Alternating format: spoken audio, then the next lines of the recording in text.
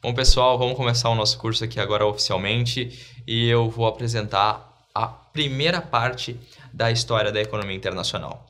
E, inicialmente, eu quero que vocês entendam que o pensamento econômico, ele se distingue da relação econômica.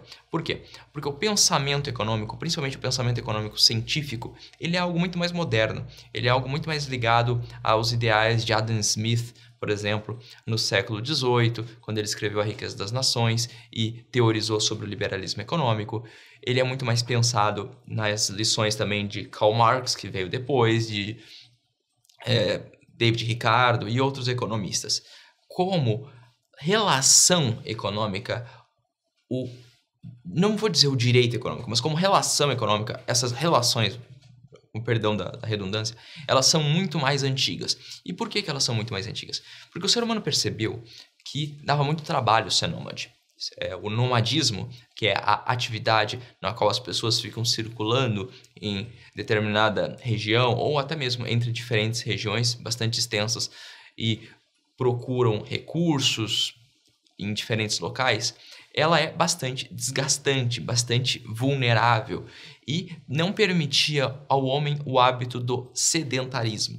O sedentarismo foi o que permitiu à humanidade evoluir tecnologicamente, porque você precisa parar, pensar, raciocinar, ter tempo para isso. E você só consegue fazer isso se você tiver estabelecido no local. Porém, quando as primeiras comunidades começaram a se desenvolver em maneira sedentária, houve um desafio. Por quê? O desafio do sedentarismo é que você consiga ser autossuficiente sem sair do lugar. Veja, as comunidades, enquanto nômades, circulavam em diferentes regiões e, portanto, elas tinham lá o local em que elas acessavam suas frutas, suas carnes, as suas bebidas. Posteriormente, sendo sedentárias, elas já não tinham mais essa circulação territorial e, portanto, elas só tinham acesso ou à carne, ou às frutas, ou às bebidas. Consequentemente, surgiu a necessidade de, ao invés de guerrear com outras comunidades para que ela obtenha aquele valor que outra comunidade tem, ela passa a desenvolver relações de trocas. E se tornou muito mais lógico usar a ideia de que se você tem algo que eu não tenho, eu não preciso te conquistar, basta eu dar um pouco do que eu tenho e você dá um pouco do que você tem. Consequentemente, nasceu a relação econômica, em que duas pessoas promoveram a troca. Observa-se que, neste primeiro momento, nós já temos a relação econômica como um substitutivo da violência. E essa é uma característica muito marcante para você entender o porquê, hoje em dia, nós temos, em pelo menos escala mundial, menos guerras do que antigamente. Com o desenvolvimento do capitalismo, apesar de todas as suas desvantagens, nós temos uma vantagem. Qual é? As pessoas não têm tanto interesse em guerrear. Eu digo isso a princípio, tá? Porque nós temos indústria de armas, nós temos outros interesses que estão em jogo também. Mas, a princípio, o capitalismo causa uma espécie de hibernação na violência do homem, porque ele está mais interessado em realizar trocas. E isso é relação econômica, tá bom? A economia internacional, portanto, nasceu dentro dessa lógica de transição entre nômades para comunidades sedentárias. Aí nós vamos andar um pouco mais e perceber que nós temos os egípcios e os babilônicos. Qual é a importância desses dois povos? Eles se desenvolvem graças às relações comerciais. Os egípcios tinham o rio Nilo e ali eles faziam transações, eles conseguiam irrigar suas plantações e também realizar trocas comerciais com os gregos, com os fenícios. Também trago a importância dos fenícios. Por quê? Porque é a primeira vez que uma sociedade pauta a sua institucionalidade por meio de relações comerciais, porque os fenícios tinham o que nós chamamos de talassocracia, tá legal? Talassocracia é o governo dos comerciantes. Os comerciantes mais importantes desse povo é que eram os responsáveis pela lei, pela ordem. Legal? Isso aqui já é uma aulinha de constitucional para você anotar no seu caderno. Talassocracia, governo dos comerciantes. É a primeira vez que nós temos uma interseção direta entre poder de Estado e poder econômico, atentando que o poder econômico é, em essência, um poder de fato, tá legal? Nós vamos explicar isso melhor posteriormente.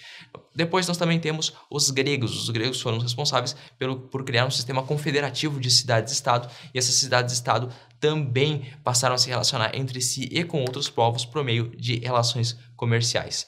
As relações econômicas avançam no tempo, e no Império Romano nós temos um desenvolvimento do comércio dentro do Mediterrâneo. Nós temos as penínsulas, por exemplo, Itálica e a Península Ibérica, em determinada medida, se relacionando economicamente com o Egito, com a região hoje de Israel, né, que ali então era a Fenícia, também com uma parte da região da Turquia. Nós temos também uma intensificação das relações econômicas nesse ponto. Também nós já temos a circulação de moedas. As moedas elas já existiam desde os gregos, mas aqui elas começam a ganhar uma importância relevante, porque o Império Romano passa a ter dimensões continentais, tá legal? Depois da queda do Império Romano, nós temos o fim do sistema escravagista e o começo de uma relação servil. Essa relação servil em que os servos se relacionavam com os donos dos feudos, e os feudos, por seu turno, passam a desenvolver um novo tipo de relação econômica entre feudos e também com o Islã. Então nós temos aqui a importância da economia internacional. Internacional não no sentido de entre estados, mas no sentido de comunidades, no caso até nós podemos dizer de uma certa maneira entre nações, porque nós temos uma nação católica, uma nação islã realizando trocas comerciais. É óbvio que isso é extremamente singelo, é algo rápido de se dizer, porque as trocas também entre catolicismo e islamismo se deram com base na violência, houveram muitas guerras, tá legal?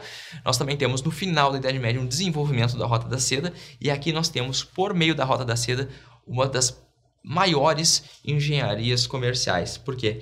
Porque foi graças a ela em que o homem europeu passou a se interessar por continentes mais distantes, passou a se interessar pelo contato comercial com a Ásia. E aqui nós já temos uma economia internacional que não se limita à Europa e à África, mas também à Europa e à Ásia. Isso é muito importante para a gente entender o desenvolvimento na Idade Moderna, tá legal? Primeira aulinha, um aspecto bastante histórico, mas eu quero que vocês pensem na escala de economia internacional. Observa como vai aumentando. A gente começa falando das sociedades nômades, desenvolvemos o nosso raciocínio para as sociedades sedentárias, pequenas, num território pequeno, e nós já terminamos na Rota da Seda com a Europa querendo se encontrar com a Ásia. Legal, pessoal? Continua comigo aí, que tem mais informação no próximo bloco. Tchau, tchau.